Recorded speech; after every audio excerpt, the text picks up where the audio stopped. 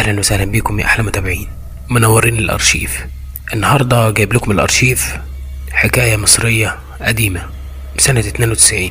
عشان ما نطولش عليكم، قبل بس ما اخش في القصه على طول، عايزكم تشتركوا في القناه وتشوفوا الفيديوهات اللي فاتت، هتعجبكم ان شاء الله.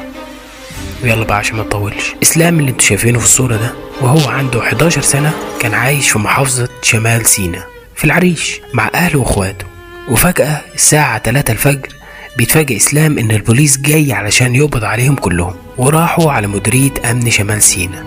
ومن اللحظة دي كل حاجة في حياة اسلام اتغير. اسلام عاش 11 سنة في العريش، وكل ذكرياته مع اخواته هشام ومحمد وام عزيزة وابوه، كل الذكريات دي في اليوم ده طلعت كدبة كبيرة، وعرف ان ده كله مش صحيح، ودول مش اخواته ودول مش ابو وامه، وعرف كمان ان امه اصلا يعني ما بتخلفش.